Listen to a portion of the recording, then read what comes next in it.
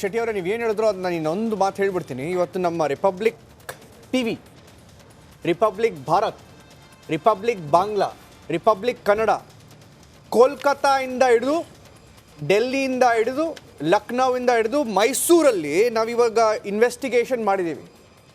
ನಮ್ಮ ಇನ್ವೆಸ್ಟಿಗೇಷನಲ್ಲಿ ಏನು ಗೊತ್ತಾಗಿದೆ ಅಂದರೆ ಇದೊಂದು ಟೆರರ್ ಪ್ಲ್ಯಾನಿಂಗ್ 9 ತಿಂಗಳಿಂದ ನಡೀತಿತ್ತು. ಚರ್ಚೆ ಶುರು ಮಾಡೋಣ. ಈಗ ನಮ್ಮ ಜೊತೆ ಅಬ್ದುಲ್ ಮುನೀರ್ ಅವರಿದ್ದಾರೆ, ಕಾಂಗ್ರೆಸ್ ವಕ್ತಾರರು. Thank you Abdul.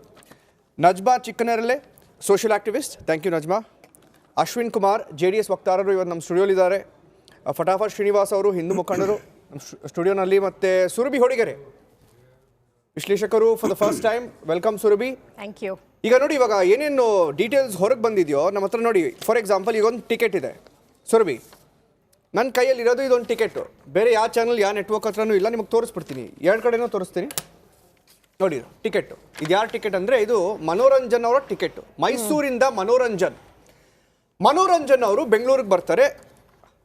ಇಲ್ಲ, 10ನೇ ತಾರೀಕು ಬುಕ್ ಮಾಡ್ತಾರೆ, 12ನೇ ತಾರೀಕು ಬರ್ತಾರೆ ಇಲ್ಲಿ. 12ನೇ ತಾರೀಕು 5 ಗಂಟೆ 50 ನಿಮಿಷಕ್ಕೆ ಏರ್ ಇಂಡಿಯಾ ಫ್ಲೈಟ್ ತಗೋತಾರೆ ಬೆಂಗಳೂರಿಂದ ಡೆಲ್ಲಿಗೆ ಹೋಗೋದಕ್ಕೆ. ಈಗ ತಾನೇ ನಾನು ಡೆಲ್ಲಿಯಿಂದ ಬಂದೆ. ಡೆಲ್ಲಿಯಿಂದ ರಿಟರ್ನ್ ಟಿಕೆಟ್ ಎಷ್ಟು ಗೊತ್ತಾ? 15ರಿಂದ 20 ಸಾವಿರ. ಇಲ್ಲಿಂದ ಹೋಗೋದು ಕಡಿಮೆ, ಇಲ್ಲಿಂದ ಅಲ್ಲಿಗೆ ಹೋಗೋದಕ್ಕೆ ಒಂದು 5,000ದಿಂದ 7,000 ರೂಪಾಯಿ ಟಿಕೆಟ್ ಬರುತ್ತೆ. ವಾಪಸ್ ಬರೋದಕ್ಕೆ 15-20 ಸಾವಿರ ಕಡಿಮೆ ಇಲ್ಲ. ಇವತ್ತು ಬೆಳಗ್ಗೆ ನಾನು ಬಂದೆ, 20 ಸಾವಿರ ಕಡಿಮೆ ಟಿಕೆಟ್ ಇಲ್ಲ. ಓಕೆ, ಮೊದಲನೇ ಪ್ರಶ್ನೆ ಏನಂದರೆ ಸುರಭಿ ಅವರೇ, ಇವಾಗ ನೀವು ಏನೇನು ಡೀಟೇಲ್ಸ್ ಹೊರಗೆ ಬರ್ತಿದೆಯೋ ಈ ಡೀಟೇಲ್ಸ್ ನೋಡಿದ್ರೆ ನಿಜವಾದ ಮಾಸ್ಟರ್ ಮೈಂಡ್ ಯಾರಿರ್ಬೋದು ಸುರಭಿ?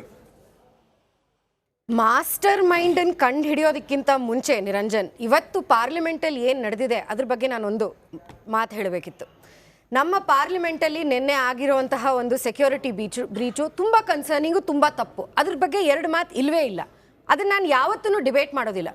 ಆದರೆ ಇವತ್ತಿನ ಆಪೋಸಿಷನಲ್ಲಿ ಇರೋಂತಹ ಮುಖಂಡರು ಏನಿವತ್ತು ಪ್ರೊಟೆಸ್ಟ್ ಮಾಡಿದಾರೋ ಅವ್ರು ಯಾವ ಮುಖದಿಂದ ಪ್ರೊಟೆಸ್ಟ್ ಮಾಡಿದ್ದಾರೆ? ಕರ್ನಾಟಕದಲ್ಲಿ ಹಿಂದಿನ ಬಜೆಟ್ ಸೆಷನ್ನಲ್ಲಿ ನಾಪ್ಕ ಇರಲಿ, ಸಿದ್ದರಾಮಯ್ಯನವರು ಬಜೆಟ್ ಪ್ರೆಸೆಂಟ್ ಮಾಡ್ತಿರ್ಬೇಕಾದಾಗ ಸರ್ ಈ ಬಂದು ಗ್ಯಾಲರಿಯಿಂದ ಜಂಪ್ ಮಾಡಿರೋರೊಬ್ಬರು ನಮ್ಮ ಕರ್ನಾಟಕ ವಿಧಾನಸಭೆಯಲ್ಲಿ ಒಬ್ಬರು MLA ಆಗಿ ಇಂಪರ್ಸನೇಟ್ ಆಗಿ 15 ನಿಮಿಷ ಒಳಗಡೆ ಕೂತ್ಕೊಂಡು ಅವರನ್ನ DKಶಿ ಅವ್ರ ಜೊತೆಗೆ ಕೈ ಶೇಕ್ ಹ್ಯಾಂಡು ಮಾಡಿರುವಂತಹ ಒಂದು ಪರಿಸ್ಥಿತಿನೂ ಬಂದಿತ್ತು. ಇವಾಗ ರೀಸೆಂಟಾಗಿ ನ್ಯೂಸ್ ಬಂದಿರೋದು. ಈ ಒಂದು ವಿಷಯ ನಮ್ಮ ಕರ್ನಾಟಕದಲ್ಲೇ ಆಗಿದೆ ಅಂದರೆ ಅದ್ರ ಬಗ್ಗೆ ಯಾವ್ದಾದ್ರು ಕಮಿಟಿ ರಿಪೋರ್ಟ್ ಮಾಡಿದ್ದಾರೆ, ಯಾವ್ದಾದ್ರು ಡಿಸ್ಕಷನ್ ಮಾಡಿದ್ದಾರೆ? ಆ ಕಮಿಟಿ ರಿಪೋರ್ಟ್ ಫೈಂಡಿಂಗ್ಸ್ ಏನು? ಇದನ್ನೆಲ್ಲ ಕೇಳೋಕ್ಕಿಂತ ಮುಂಚೆ ಕಾಂಗ್ರೆಸ್ ಅವರು ಯಾಕೆ ಇವತ್ತು ಪಾರ್ಲಿಮೆಂಟಲ್ಲಿ ಈ ಥರ ಡಿಸ್ಟರ್ಬ್ ಮಾಡಿ ಸಸ್ಪೆಂಡ್ ಆಗಿದ್ದಾರೆ? ಮಾಸ್ಟರ್ ಮೈಂಡ್ ಯಾರು ಅಂತ ಕಂಡು ಹಿಡಿಯೋದು ಒಂದು national interest story. It is not about any party. It is about, ನನ್ನ ಪ್ರಶ್ನೆ ಕಾಂಗ್ರೆಸ್ ವಕ್ತಾರರವ್ರಿಗೆ, ಅಬ್ದುಲ್ ಮುನೀರ್ ಅವ್ರಿಗ ಅಥವಾ ನಜ್ಮಾ ಅವ್ರಿಗೆ? ಯಾರಾದ್ರೂ ತಗೊಳ್ಳಿ, ಯಾರಿಗೆ ಉತ್ತರ ಇದೆಯೋ ಹೇಳಿ. ನಾನು ಈ ಘಟನೆಯನ್ನ ರಾಜಕೀಯವಾಗಿ ಬಳಸ್ಕೋಬಾರದು ಅನ್ನೋದೇ ನನ್ನ ಉದ್ದೇಶ. ಸರ್, ನಿಮ್ಮ ರಾಜಕೀಯವಾಗಿ ಇವತ್ತು ಪಾರ್ಲಿಮೆಂಟ್ ಅಲ್ಲಿ ಉಪಯೋಗಿಸ್ಕೊಂಡು ಆಯ್ತಲ್ಲ, ಅದ್ರ ಬಗ್ಗೆ ಹೇಳಿ. ಮುಂದುವರಿಸ್ತೀನಿ. ರಾಜಕೀಯವಾಗಿ ಉಪಯೋಗಿಸ್ಕೋಬಾರದು ಅಂದ್ರೆ ಅರ್ಥ ಪ್ರಶ್ನೆ ಮಾಡಬಾರದು ಅನ್ನೋದು ಅಲ್ಲ.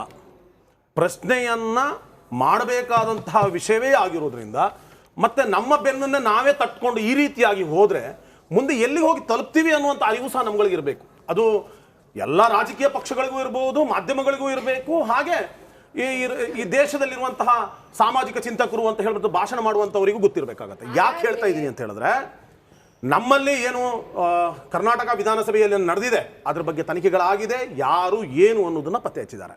ಅದಕ್ಕೆ ಸಮರ್ಥನೆ ಇದೋ ಅಂತ ಕೇಳಿದ್ರೆ ಖಂಡಿತವಾಗ್ಲೂ ಒಪ್ಕೊಳ್ಳೋಕ್ಕೆ ಸಾಧ್ಯ ಇಲ್ಲ. ನಾನು ಹೇಳ್ತಾ ಇರುವಂಥದ್ದು, ನಾನು ಇವಾಗ ವಾಜಪೇಯಿ ಅವರ ಕಾಲಘಟ್ಟದಲ್ಲಿ 2001ರಲ್ಲಿ ಯಾವತ್ತೂ ನಡೀಬಾರದು ಅಂದ್ರೆ, ಸಂಸತ್ ಅಂತ ಹೇಳಿದ್ರೆ ಅದು ನಮ್ಮ ಹೃದಯ ಭಾಗ ಅಂತ ಹೇಳ್ತೀವಿ. ಆ ಹೃದಯ ಭಾಗಕ್ಕಾದಂತಹ ಆಘಾತ ಇದೆಯಲ್ಲ, ಅದು ಯಾವುದೋ ರಾಜಕೀಯ ಪಕ್ಷಕ್ಕಾಗುವಂತಹ ಆಘಾತ ಅಲ್ಲ. ಅದು ನಾವು ಇದು ವಾಜಪೇಯಿ ಅವ್ರ ಸರ್ಕಾರ ಮಾಡ್ತು, ವಾಜಪೇಯಿ ಅವ್ರು ಮಾಡ್ತು ಅಲ್ಲ. ಆ ವ್ಯವಸ್ಥೆಯನ್ನ ಸರಿಪಡಿಸಬೇಕಾದವರು ಯಾರು?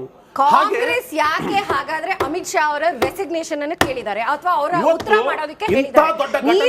ಟಿವಿನಲ್ಲಿ ಕೂತ್ಕೊಂಡು ರಾಜಕೀಯದ ವಿಷಯ ಅಲ್ಲ ಅಂತ ಹೇಳಬಹುದು. ನಿಮ್ಮ ಮುಖಂಡರು ಅಲ್ಲಿ ಡೆಲ್ಲಿನಲ್ಲಿ ಏನ್ ಹೇಳ್ತಿದ್ದಾರೆ ಅಂತ ನೋಡಿ. ಗೃಹ ಮಂತ್ರಿಗಳ ಜವಾಬ್ದಾರಿ ಇದೆ ಒಂದು ಸ್ಟೇಟ್ಮೆಂಟ್ ಇಲ್ಲಿ ತನಕ. ಈ ದೇಶದ ಪ್ರಧಾನಮಂತ್ರಿಗಳಾಗಿರ್ಲಿ, ಗೃಹ ಮಂತ್ರಿಗಳಾಗಿರ್ಲಿ, ಏನು ಉತ್ತರ ಕೊಡಬೇಕಾಗಿದೆ ಇಲ್ಲಿ ತನಕ ತುಡಿಕ್ ಪಿಡಿಕ್ ಅಂತ ಇಲ್ಲ ಅಂತ ಹೇಳಿದ್ರೆ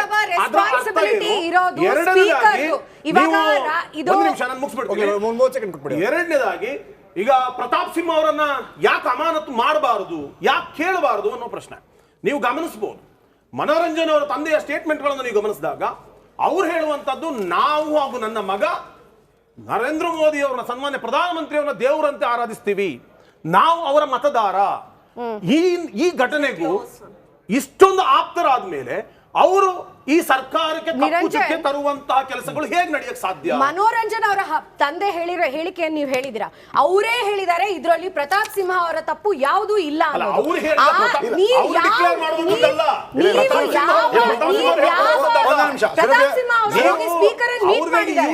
ಹಾಕಿದ್ರಿ ಒಂದು ಪಾಸ್ ಹೋಗಿದೆ.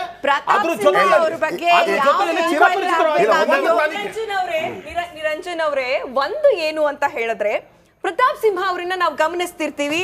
ಆಮೇಲೆ ನಾನು ಯಾವ ಜಿಲ್ಲೆಯಿಂದ ಬಂದಿದ್ದೀನಿ ಆ ಜಿಲ್ಲೆಯ ಸಂಸದರು, ಮೈಸೂರು ಮತ್ತು ಕೊಡಗು ಲೋಕಸಭಾ ಕ್ಷೇತ್ರದ ಸಂಸದರವರು ಪ್ರತಿಯೊಂದಕ್ಕೂ ಕೂಡ ಲೈವ್ ಬರ್ತಾರೆ, ಪ್ರತಿಯೊಂದನ್ನು ಪೋಸ್ಟ್ ಮಾಡ್ತಾರೆ. ರೋಡಲ್ಲಿ ಏನೋ ಆಗೋಗಿದೆ, ನಲ್ಲಿ ನೀರು ಬರ್ತಿಲ್ಲ, ಒಬ್ರು ಜನಪ್ರತಿನಿಧಿಯಾಗಿ ಅವ್ರು ಮಾಡ್ತಿರ್ತಾರೆ.